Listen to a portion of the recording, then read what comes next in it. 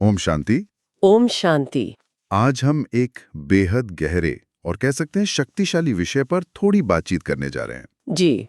विषय है आज की मुरली, यानी 25 सितंबर 2025 से मिला शिव बाबा का मधुर वरदान। हाँ। और वरदान है संस्कारों की यूनिटी और संतुष्टता द्वारा सेवाओं में सफलता प्राप्त करने वाले सर्वसंपन्न भव। सचमुच कितना कुछ समाया है इन चंद शब्दों में। हाँ, बिल्कुल। और ये जो शिव बाबा के वरदान है ना, ये सिर्फ शब्द नहीं है, ये तो हमारे आध्यात्मिक जीवन के लिए, हमारी रोज की जो यात्रा है उसके लिए किसी संजीवनी बूटी जैसे हैं। संजीवनी बूटी, हाँ। हाँ, या यूं समझिए कि ये वो रोशनी दिखाने वाले स्तंभ हैं जो जीवन की उलझनों के घने कोहरे में हमें एकदम साफ रास्ता दिखाते हैं। बिल्कुल। जब भी लगता है राह मुश्किल है या मन में कोई डाउट आता है, तो ये वरदान हमें जैसे थाम लेते हैं और एक आनंद वाला, भरपूर, स्पष्ट जीवन जीने की कला सिखाते हैं। बहुत खूब कहा आपने। तो चलिए आज इसी संजीवनी बूटी को, इस वरदान को और गहराई से समझने का प्रयास करते हैं। जी। मतलब इसे सिर्फ आध्यात्मिकता की नज़र से नहीं, बल्कि आज का जो आधुनिक विज्ञान है, जैसे मनोविज्ञान है, न्यूरोसाइंस है, उसकी रोशनी में भी थोड़ा परखने की कोशिश करते हैं। हाँ, ये अच्छा रहेगा। देखते हैं कि कैसे बाबा का वो प्राचीन ज्ञान और आज की जो वैज्ञानिक खोजें हैं, वो कहीं ना कहीं एक ही सच्चाई की तरफ इशारा कर रही हैं। ये बहुत ही दिलचस्प दृष्टिकोण रहेगा। और इस चर्चा को शुरू करने से पहले मैं सभी सुनने वालों के मन में एक छोटा सा विचार लाना चाहूंगी। जी जरूर। क्या कभी ऐसा महसूस हुआ है कि किसी ग्रुप में, किसी टीम में या अपने परिवार में ही सब साथ तो है, पर फिर भी एक बिखराव सा लगता है? हाँ, होता है कभी कभी। एक अदृश्य दीवार सी लगती है ना? या फिर अपने अंदर झांके, क्या कभी ऐसा लगा कि बाहर से तो सब ठीक है, शायद सफलता भी है, साधन भी है, पर अंदर कहीं एक खालीपन सा है, एक असंतोष सा रहता है। मुझे लगता है आज का जो वरदान है वो शायद इन बहुत ही मानवीय और गहरे सवालों के जवाब की एक चाबी हो सकता है। हाँ, ये सवाल तो हमें से कई लोगों ने महसूस किया होगा। बिल्कुल। तो आइए वरदान के पहले हिस्से पर ध्यान देते हैं, संस्कारों की यूनिटी। जी। जब हम ये सुनते हैं तो कई बार एक सवाल उठता है, क्या यूनिटी का मतलब है कि सबको बिल्कुल एक जैसा हो जाना है, अपनी पहचान, अपनी खासियतें वो सब खो देनी है? ये एक बहुत स्वाभाविक सवाल है जो मन में आता है, लेकिन नहीं, यहाँ यूनिटी का मतलब एक रूपता या जिसे कहें यूनिफॉर्मिटी, वो बिल्कुल नहीं है। अच्छा। इसका अर्थ है सामंजस्य, मतलब हार्मनी। बाबा मुरली में अक्सर एक बहुत सुंदर मिसाल देते हैं, एक ऑर्केस्ट्रा की। हाँ, ऑर्केस्ट्रा। हाँ, सोचिए उसमें सितार है, उसकी अपनी एक धुन है, बांसुरी है, उसकी अपनी मिठास है, तबला है, उसकी अपनी एक ताल है, वीणा है, उसका अपना नाद है। सबके स्वर, सबके साज बिल्कुल अलग अलग है, लेकिन जब एक कुशल निर्देशक के गाइडेंस में वो सब एक लय, एक ताल, एक भावना से बजते हैं, तो कैसा अद्भुत, कैसा दिव्य संगीत बनता है। बिल्कुल। ठीक इसी तरह ज्ञान मार्ग पर चलने वाली हम आत्माएं, सबके संस्कार अलग हैं, सबकी यात्रा अलग है, सबकी विशेषताएं अलग हैं, लेकिन जब हम सभी स्नेह की डोर से बंधकर, एक श्रेष्ठ भावना रखकर, एक लक्ष्य के लिए एक साथ आते हैं, संगठित होते हैं, तो उस समूह में, उस संगठन में एक अलौकिक शक्ति आ जाती है। अच्छा, तो इसका मतलब ये हुआ कि विचारों में भिन्नता हो सकती है, सोचने का तरीका अलग हो सकता है, पर मन में भेद नहीं होना चाहिए। शायद मुरली में भी इशारा इसी तरफ है। आपने बिल्कुल सही पकड़ा। मतभेद होना, यानी विचारों का या काम करने के तरीकों का अलग होना, ये बहुत स्वाभाविक है। जी। क्योंकि हर आत्मा का अनुभव अलग है, समझ अलग है, सोचने का ढंग अलग है। लेकिन जो महत्वपूर्ण बात है वो है मन भेद न हो। मन भेद न हो। एक दूसरे के लिए रिस्पेक्ट हो, स्नेह हो। अगर मन में गांठ पड़ गई, दिल में दूरी आ गई, तो फिर वो जो बाहरी एकता है वो सिर्फ एक दिखावा रह जाती है। अंदर की वो शक्ति, वो जो कलेक्टिव एनर्जी है, वो खत्म हो जाती है। फिर संगठन होते हुए भी वो बिखराव महसूस होता है, जिसकी बात हमने शुरू में की थी। ये बात दिल को तो छूती है, पर क्या आज के समय में इसका कोई ठोस वैज्ञानिक आधार भी है? क्या साइंस भी इस एकता के महत्व को समझता है? हाँ, और ये बहुत ही फैसिनेटिंग है कि कैसे विज्ञान अब उन बातों की पुष्टि कर रहा है जो आध्यात्मिकता सदियों से कहती आई है। न्यूरोसाइंस में एक कॉन्सेप्ट है मिरर न्यूरॉन्स का। मिरर न्यूरॉन्स, ये क्या होते हैं? ये हमारे ब्रेन में खास तरह की कोशिकाएं होती हैं। इनका काम बड़ा मजेदार है। ये अनजाने में ही सामने वाले व्यक्ति की भावनाओं को, उसके हाव भाव को, उसकी ऊर्जा को कॉपी करती हैं, जैसे आईना। अच्छा। आपने देखा होगा किसी को जम्हाई लेते देखकर हमें भी जम्हाई आ जाती है। हाँ हाँ, बिल्कुल। ये मिरर न्यूरॉन्स का ही कमाल है।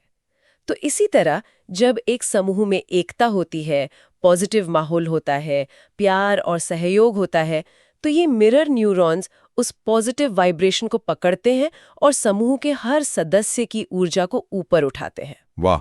इसे वैज्ञानिक भाषा में कलेक्टिव कोहेरेंस या सामूहिक तालमेल भी कहते हैं। सोचिए, जैसे एक नाव में सब लोग एक साथ एक लय में चप्पू चलाएं तो नाव कितनी तेजी से और आराम से आगे बढ़ती है। सही बात है। बस यही है कलेक्टिव कोहेरेंस का प्रभाव। अरे वाह। तो मतलब अनजाने में ही हमारे आसपास की एकता या बिखराव की भावना फैलती है सीधे हमारे दिमाग के लेवल पर। ये सिर्फ महसूस होने वाली बात नहीं, बल्कि एक न्यूरोलॉजिकल प्रक्रिया है। बिल्कुल। और इसी से जुड़ा एक और कॉन्सेप्ट है एनएलपी में, यानी न्यूरो लिंग्विस्टिक प्रोग्रामिंग में, जिसे रैपोर्ट कहते हैं। रैपोर्ट? हाँ, एनएलपी बेसिकली हमारे विचारों, न्यूरो, भाषा, लिंग्विस्टिक और व्यवहार प्रोग्रामिंग के बीच के कनेक्शन की स्टडी है।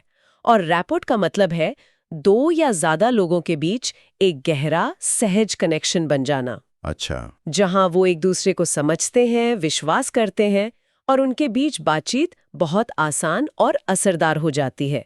ये गहरी एकता और समझ ही रैपोर्ट है, जो किसी भी ग्रुप की सफलता के लिए बेहद जरूरी है। ये तो बहुत गहरी बात है। तो फिर प्रैक्टिकली अपने अंदर इस एकता के भाव को लाने के लिए, संस्कारों को मिलाने के लिए क्या करना होगा? क्या सिर्फ दूसरों को समझना काफी है? दूसरों को समझना एक बहुत जरूरी कदम है, लेकिन शुरुआत हमेशा खुद से होती है।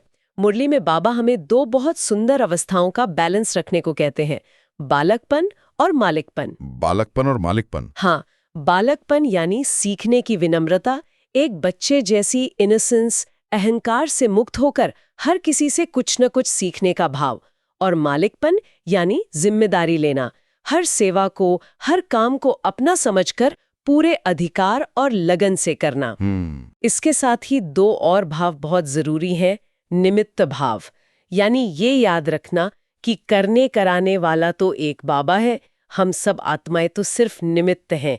इससे कर्तापन का अहंकार नहीं आता। सही। और दूसरा है निर्माण भाव, यानी अपने स्वमान में स्थित रहना, अपनी सेल्फ रिस्पेक्ट बनाए रखना, लेकिन किसी अभिमान में नहीं आना, बल्कि विनम्र रहना। जब ये गुण हमारे अंदर डेवलप होते हैं, सीखने की इच्छा, जिम्मेदारी, निमित्त भाव और निर्माणता, तो हमारे संस्कार दूसरों से टकराते नहीं, बल्कि एक दूसरे के पूरक बनते हैं, कॉम्प्लीमेंट करते हैं। अच्छा। हम दूसरों की विशेषताओं को देख पाते हैं, उनका सम्मान कर पाते हैं और एक सुंदर ऑर्केस्ट्रा की तरह मिलकर काम कर पाते हैं। वाह, कितनी स्पष्टता मिली। बालकपन, मालिकपन, निमित्त भाव, निर्माण भाव, ये चार जैसे स्तंभ हो गए संस्कारों की एकता को साधने के। जी। अब आते हैं वरदान के दूसरे महत्वपूर्ण शब्द पर, संतुष्टता। ये संतुष्टता क्या है और ये सेवाओं में सफलता के लिए इतनी जरूरी क्यों बताई गई है? संतुष्टता ये आत्मा की एक बेहद मौलिक और शक्तिशाली अवस्था है। इसका मतलब है जो प्राप्त है, जैसा प्राप्त है, उसमें भरपूर रहना, तृप्त रहना और उसके लिए परमात्मा का दिल से शुक्रिया अदा करना। ये बाहरी परिस्थितियों पर या चीजों पर या लोगों की तारीफ पर निर्भर नहीं करती, ये अंदर से आती है। अच्छा। जो आत्मा अंदर से संतुष्ट नहीं है ना, वो हमेशा किसी ना किसी कमी को महसूस करती रहेगी, दूसरों से अपनी तुलना करती रहेगी, और ये असंतोष का दीमक धीरे धीरे उसके अंदर की शांति, खुशी और शक्ति को खोखला कर देता है। लेकिन इसका सेवा की सफलता से सीधा कनेक्शन कैसे है? मान लीजिए कोई व्यक्ति अंदर से थोड़ा असंतुष्ट है, पर बाहर से बहुत मेहनत कर रहा है, भागदौड़ कर रहा है, तो क्या उसकी सेवा सफल नहीं होगी? संतुष्टता का प्रभाव कैसे पड़ता है? ये बहुत ही महत्वपूर्ण प्रश्न है। देखिए, संतुष्ट आत्मा एक चुंबक की तरह होती है। चुंबक? हाँ, मैग्नेट। उसकी आंतरिक शांति, उसकी खुशी, उसकी भरपूरता की जो वाइब्रेशंस निकलती हैं, वो अदृश्य रूप से दूसरों को अपनी ओर खींचती हैं। लोग ऐसी आत्मा के पास आकर अच्छा महसूस करते हैं, उन्हें शांति मिलती है, प्रेरणा मिलती है। हाँ, ये तो अनुभव होता है। और देखिए, जो पॉजिटिव साइकोलॉजी है वो भी आज इसी बात पर जोर देती है। रिसर्च बताती है कि जब हम कृतज्ञता यानी ग्रैटिट्यूड और संतुष्टि यानी कंटेंटमेंट का अनुभव करते हैं तो हमारे ब्रेन की केमिस्ट्री बदल जाती है। अच्छा।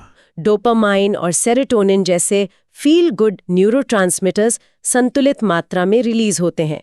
इसका नतीजा क्या होता है?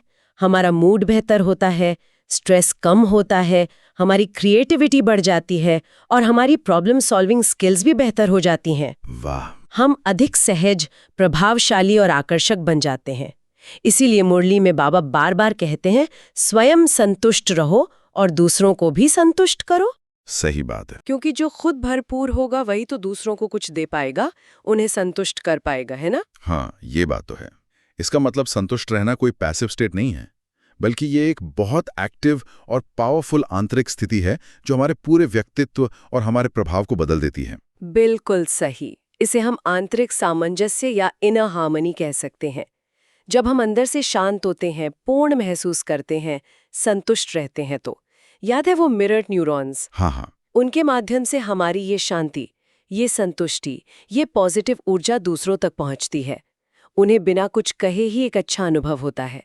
और यही तो सच्ची, दिल को छूने वाली, प्रभावशाली सेवा का आधार है। सिर्फ शब्दों से या कर्म से नहीं, बल्कि अपनी स्थिति से सेवा करना। अब ये बिल्कुल साफ हो रहा है कि कैसे ये दोनों चीजें, संस्कारों की एकता और आंतरिक संतुष्टता, ये एक साथ मिलकर सेवाओं में सफलता का आधार बनती हैं। ये अलग अलग नहीं है, बल्कि एक दूसरे से गहराई से जुड़ी हुई हैं। हाँ, इसीलिए बाबा वरदान में इन्हें सफलता का सर्टिफिकेट कहते हैं। सर्टिफिकेट? अच्छा जी। जब संगठन रूपी किला संस्कारों की एकता की नींव पर मजबूती से खड़ा होता है, जहां मतभेद भले हों पर मनभेद न हो, और साथ ही उस संगठन का हर सदस्य अंदर से संतुष्ट और भरपूर महसूस करता हो, तो फिर बाहरी सेवाओं में सफलता पाना बहुत सहज हो जाता है। तब बहुत ज्यादा भागदौड़ या प्लानिंग की भी जरूरत नहीं पड़ती, बल्कि बाबा कहते हैं कम मेहनत में भी परिणाम बहुत अच्छे और अपने आप मिलते हैं। सफलता पीछे पीछे आती है। तो क्या हम ये कह सकते हैं कि अगर हम अपनी अंदर की दुनिया को, अपनी सोच, अपनी भावनाएं, अपने आपसी संबंध, इनको ठीक कर लें, तो बाहर की दुनिया यानी हमारे कार्य, हमारी सेवाएं, उनमें सफलता अपने आप आने लगेगी? काफी हद तक ये सच है। जब एक समूह, चाहे वो परिवार हो, ऑफिस की टीम हो या आध्यात्मिक संगठन हो, एक साझे लक्ष्य के साथ आपसी एकता और आंतरिक संतुष्टता के भाव से काम करता है, तो एक अद्भुत शक्ति पैदा होती है। मनोविज्ञान इसे कलेक्टिव इंटेलिजेंस यानी सामूहिक बुद्धिमत्ता कहता है। Collective intelligence? हाँ, मतलब समूह की मिलकर सोचने और निर्णय लेने की क्षमता अकेले व्यक्ति से कहीं ज्यादा होती है और एक कलेक्टिव फ्लो यानी सामूहिक प्रवाह की स्थिति बनती है, जहां काम बोझ नहीं लगता बल्कि आनंददायक और सहज हो जाता है। रिसर्च भी यही दिखाती है कि एक संगठित, सामंजस्यपूर्ण और पॉजिटिव ग्रुप की जो कंबाइंड कैपेसिटी होती है, वो अकेले अकेले काम करने वाले लोगों की कुल क्षमता से कई गुना अधिक होती है। अच्छा। तो सेवा में सफलता सिर्फ भाग दौड़ या अच्छी प्लानिंग का ही नतीजा नहीं है, बल्कि इस गहरी, आंतरिक, संगठित और संतुष्ट अवस्था का एक स्वाभाविक फल है। ये समझ तो बहुत गहरी और प्रेरणादायक है, लेकिन रोजमर्रा की भागदौड़ में जहां इतने तरह के लोग मिलते हैं, अलग अलग परिस्थितियां आती हैं, इसे जीवन में उतारना, इसे जीना कैसे संभव हो? क्या कुछ सरल प्रैक्टिकल कदम है जो हम उठा सकते हैं? हाँ, निश्चय ही।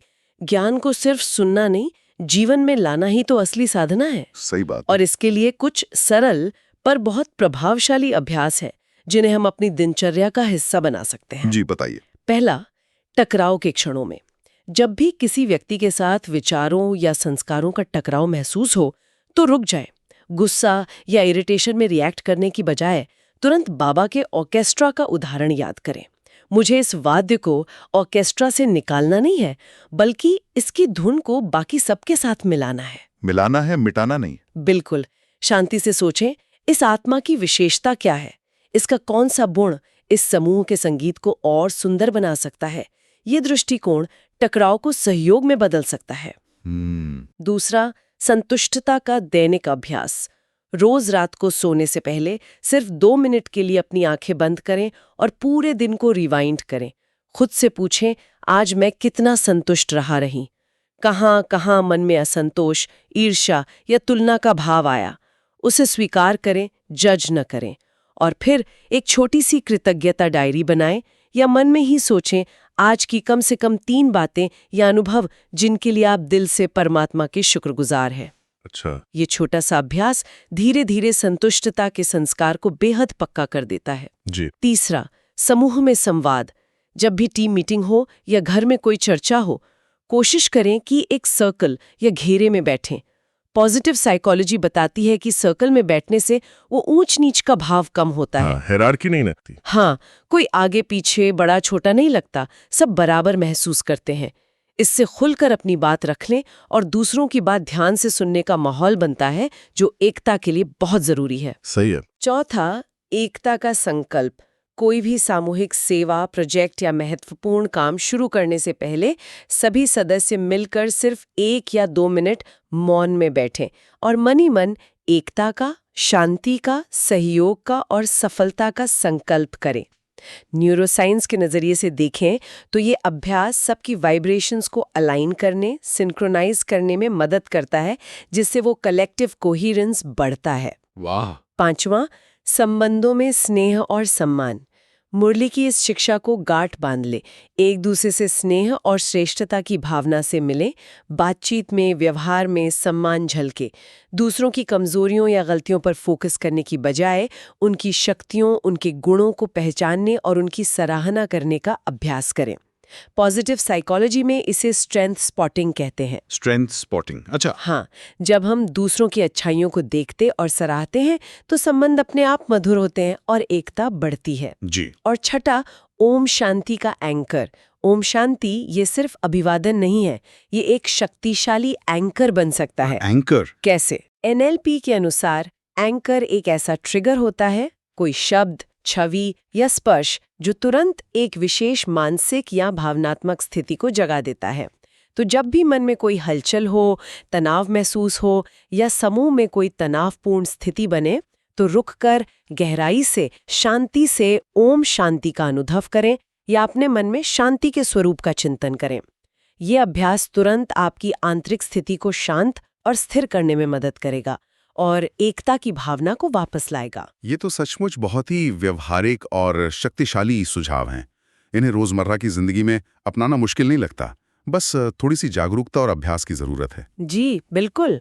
तो कुल मिलाकर देखें तो ये वरदान हमें एक ही साथ व्यक्तिगत रूपांतरण का और सामूहिक सशक्तिकरण का, दोनों का रास्ता दिखा रहा है। बिल्कुल। जब हमारे संस्कार आपस में टकराने की बजाय मिलने लगते हैं, जब हमारा मन बाहरी परिस्थितियों से ऊपर उठकर आंतरिक संतुष्टता में स्थित रहता है, तो व्यक्ति स्वयं भी और उससे जुड़े संगठन भी सर्वसंपन्न बन जाते हैं।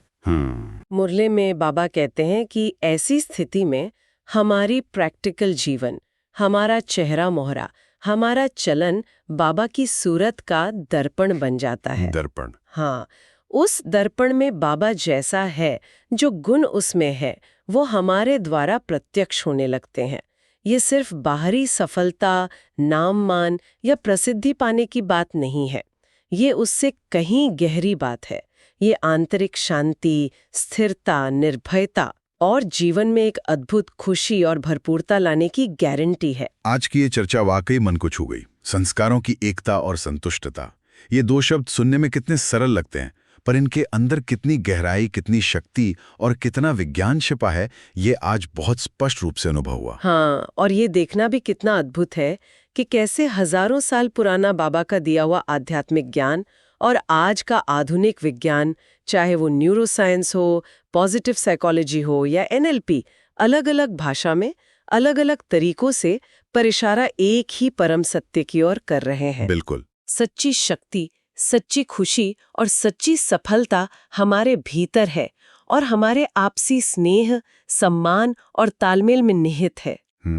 और जाते जाते सभी सुनने वालों के लिए एक छोटा सा विचार छोड़ जाते हैं। जी जरूर। जरा शांति से बैठकर सोचिएगा, अगर हम सचमुच जानबूझकर पूरी जागरूकता के साथ अपने हर संबंध में, अपने हर कार्य में और अपनी हर बातचीत में इन 2 शक्तिशाली चाबियों का प्रयोग करना शुरू कर दें। पहली, अलग-अलग संस्कारों को मिलाने की कला, और दूसरी, हर परिस्थिति में आंतरिक संतुष्टता बनाए रखने का अभ्यास। तो जरा कल्पना कीजिए, हमारे अपने जीवन में, हमारे परिवार में, हमारे कार्यक्षेत्र में और हमारे आसपास की दुनिया में कैसा अद्भुत, सकारात्मक और जादुई परिवर्तन आ सकता है। इस पर गहराई से चिंतन जरूर कीजिएगा। ओम शांति।